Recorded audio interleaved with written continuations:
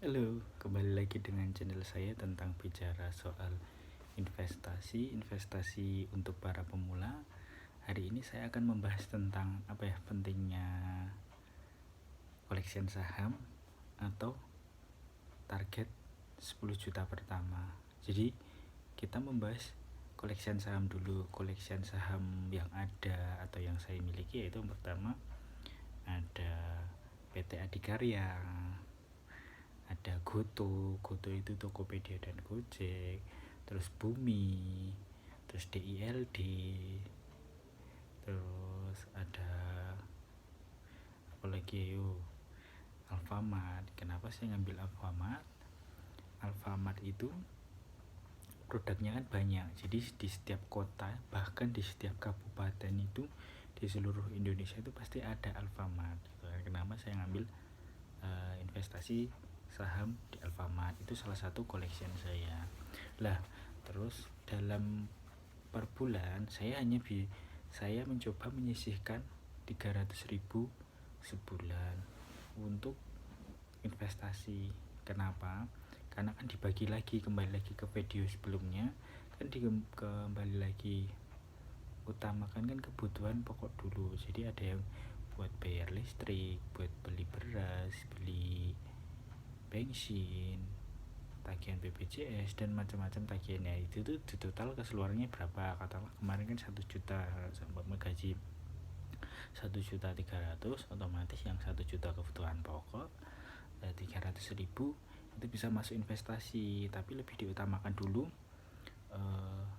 dana darurat. Kalau dana darurat sudah terpenuhi ya monggo silahkan kembali lagi ke instrumen masing-masing, bisa reksadana, bisa investasi saham, bisa emas, bisa investasi pendidikan dan investasi yang lainnya. Nah, terus goals yang kedua, kita bikin range nih, challenge atau 1 juta pertama nih, nggak usah matok nih berapa bulan atau 3 bulan atau 4 bulan, itu enggak, sesuai dengan kemampuan teman-teman semua. Kalau seumpama sebulannya 300.000 ya otomatis di bulan keempat bisa challenge 1 juta pertama. Nanti bikin challenge lagi 5 juta pertama. Itu disesuaikan dengan keinginan. Jadi menunda keinginan. Jadi mau beli ini enggak, jadi kita diinvestasikan lagi ke saham. Sama aja kan membeli masa depan di era sekarang gitu kan. Nanti kalau sudah challenge 5 juta pertama, nanti challenge-nya naik lagi, bisa 10 juta pertama, terus naik lagi kalau sudah terpenuhi ke 50 juta pertama, 100 juta pertama, bahkan bisa ke nyampe angka 1 miliar. Jadi kembali lagi ke teman-teman semua, jadi yang realistis dulu aja lah.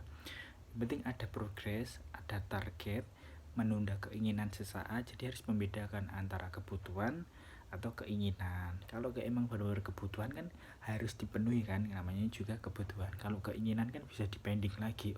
Seumpama saya pengen beli gadget nih yang lebih baru lagi, itu kembali lagi pemanfaatannya. Apakah gadgetnya itu tuh untuk kebutuhan atau hanya keinginan semata-mata untuk gaya-gaya saja. Jadi harus membedakan nih antara kebutuhan atau keinginan. Jadi teman-teman kembali lagi ubah mindsetnya gitu kan. Mindsetnya itu kan investasi jangka panjang. Jadi untuk mempersiapkan nih, apakah aku ingin pensiun dini, apakah masa saya mau kerja terus selamanya, kan enggak gitu kan. Jadi ada masa-masanya untuk kapan nih aku merencanakan pensiun dini, kapan nih aku merencanakan untuk pendidikan anak, untuk kebutuhan keluarga. Itu kan harus direncanakan sekarang. Jadi jangan-jangan pas tiba waktunya gitu kan kaget. Nah, kalau sudah mulai nyicil kan kita tetap berusaha, tetap berpikir, tapi kan setidaknya kan nggak berat banget gitu loh. Intinya kan udah mempersiapkan. Kadang mempersiapkan aja itu belum tentu tepat, bisa meleset ya. Kembali lagi gimana kita pintar-pintar mengelola mindsetnya itu tadi.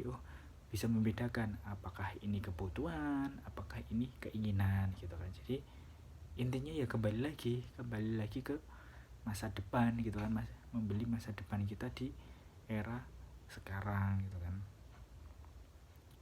Jadi tetap Yang pertama itu mengolah mindsetnya. Seumpama saham kita naik berapa persen, kita untung udah seneng banget. Terus kalau saham kita turun nih, anjlok, langsung kita merasa murung, sedih atau segala macam, kan enggak. Makanya sebelum membeli saham itu tuh teliti dulu atau pelajari dulu fundamentalnya. Apakah fundamentalnya ini cocok enggak sih dengan saya, perusahaannya ini real enggak sih, perusahaannya ini tuh jangka panjangnya ada kenaikan atau enggak, terus perusahaan ini tuh progresnya gimana, atau pemilik perusahaannya itu siapa aja gitu kan. Jadi bisa dilihat track recordnya ke depan itu tuh seperti apa, baik atau buruk. Nah, seumpama ada teman-teman untuk diskusi selanjutnya, bisa di kolom komentar untuk membahas materi-materi soal keuangan atau perencanaan keuangannya yang lainnya. Sekian dari saya ya, terima kasih. Selamat malam, sampai jumpa dan selamat menonton. Wassalamualaikum warahmatullahi wabarakatuh.